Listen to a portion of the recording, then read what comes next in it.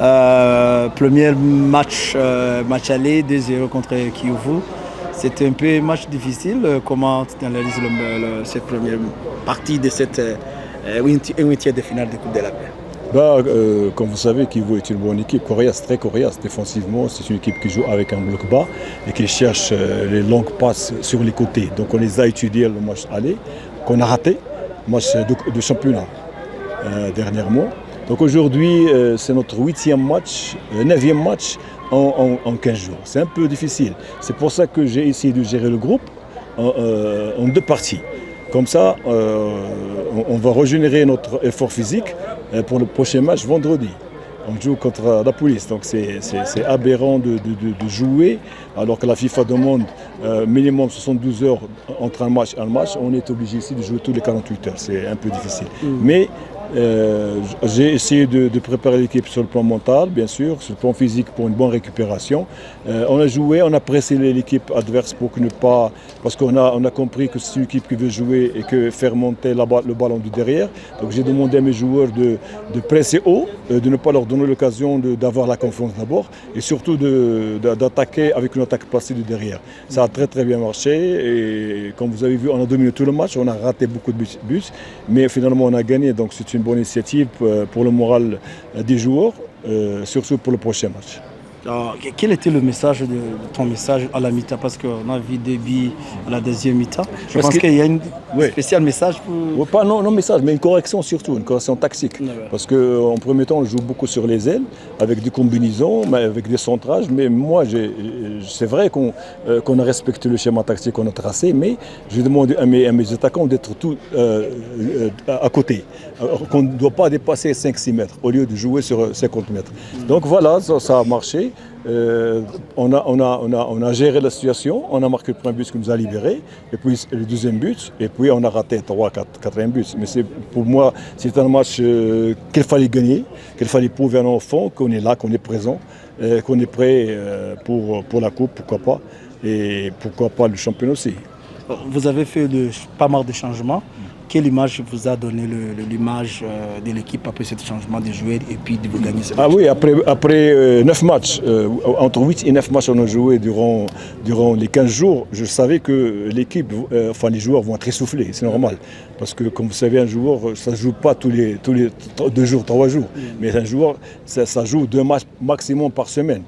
Mais vu ma spécialité en préparation physique et mentale bien sûr, donc j'ai compris que certains jours ont un ras-le-bol des matchs, tu vois, sur le plan mental, ça devient monotone. Donc avec mon staff, on a essayé de gérer la situation sur le plan psychologique et aussi sur le plan tactique. J'ai demandé à mes joueurs de jouer les 60 minutes à haut niveau, à intensité haute. Après, on va faire entrer 5 joueurs pour vous soulager en deuxième mi-temps. Ça a marché, on a marqué le deuxième but. Voilà. Vous avez le match difficile contre Police, vous avez le deuxième match contre Kiyovu. Comment vous allez préparer ces matchs? On va gérer comme toujours. Vous savez, un coach, son rôle, c'est de gérer le groupe. J'ai une vingtaine de joueurs qui sont pétris de qualité technique individuelle et collective aussi, qui sont disciplinés. Donc demain, on entre en concentration pour bien se reposer.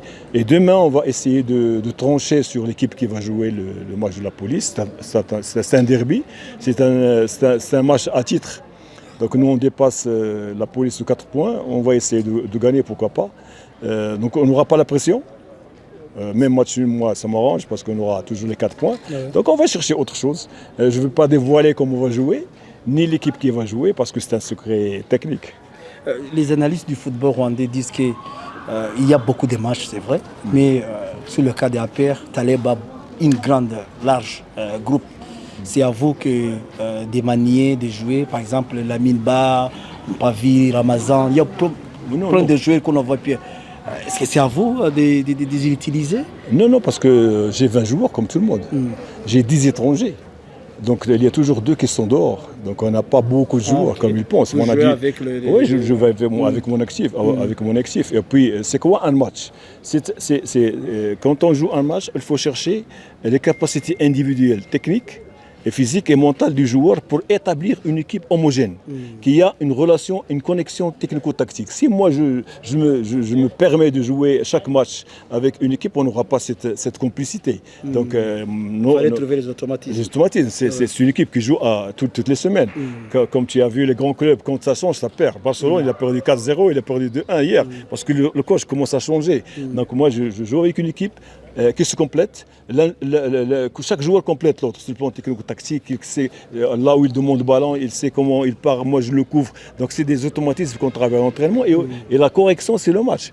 Donc si moi je vais c'est-à-dire donner la chance aux autres joueurs qui manquent de compétition, qui ne peuvent pas suivre le rythme, parce qu'un match c'est celui qui complète le rythme. Et puis corrige aux bonnes touches pour changer. Parce que comment je change des joueurs qui ont de l'expérience, qui vont compléter l'intensité physique et technico-tactique de l'équipe. Et non pas pour figurer sur un terrain. Non. Donc c'est beaucoup. Bien sûr. Pourquoi? Parce que nous, si vous allez voir le programme, nous on jouait 6 matchs avant le match dernier. Donc c'était un peu dur pour nous, mais ça va, on gère. Parce que moi, je parle en tant que coach, en tant que quelqu'un qui aime le football rwandais. On ne veut pas que mes joueurs ou les joueurs se blessent. Surtout, on joue sur le synthétique. Le synthétique a une influence néfaste sur la colonne vertébrale, sur le genou, et sur les articulations en général. Et puis, les joueurs, ça joue sur le plat. Ce n'est pas comme le terrain naturel. Donc, moi, je parle parce que j'aime que le football rwandais se développe. Technico-tactique, on veut bien. Mon rêve, c'est voir le Rwanda participer à une Coupe d'Afrique. C'est comme ça, avec une grande équipe. Mais si on veut, franchement, moi, je suis jaloux pour ce pays que j'aime beaucoup. Donc, il faut donner la chance aux Rwandais de pratiquer sur un air naturel. Parce que le championnat est sur synthétique et quand on part à l'étranger, on joue sur le naturel. Donc il y a un problème pour les joueurs. C'est ça le problème du football rwandais. Moi, je suis jaloux, comme j'ai dit. J'aime ce pays. J'aime que le football se développe et je suis prêt à participer à ce développement. Quand est-ce qu'on va voir monsieur le gardien Pierre retourner dans l'équipe? Pierre, moi, je lui ai donné une semaine. De toute façon, là, cette semaine, il va venir au club. Je lui ai donné une semaine de repos, de relaxation avec la complicité de son coach. Donc, il était venu à bout. Il ne pouvait plus jouer parce que, vous savez, moi, j'étais joueur. Quand un joueur fait des fautes successives et il est ciblé par tout le monde, qu'est-ce qui se passe?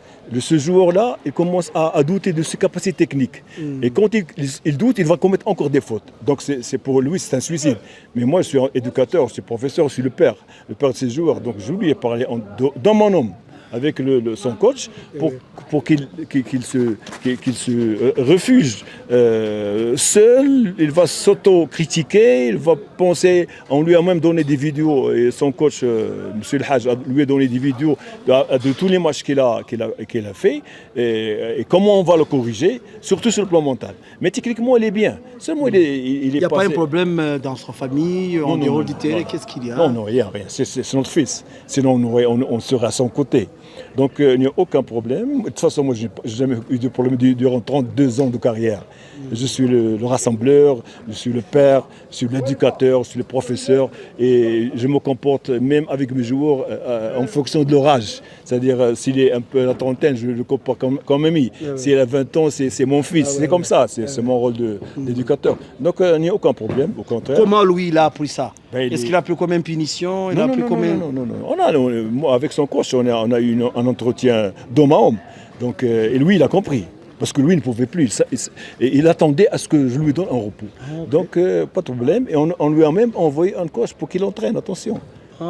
Il entraîne avec vidéo. Et chaque jour, on m'envoie les vidéos, ce qu'il fait en tant que goalkeeper de l'APR. Donc, nous, on le suit. Mais cette semaine, Inch'Allah, il va venir pour reprendre l'équipe. Comme ça, il va être plus conscient, plus présent sur le plan technique, sur le plan mental, parce que le joueur, c'est le mental d'abord. Coach, merci beaucoup. Je vous en prie. Vendredi, Inch'Allah.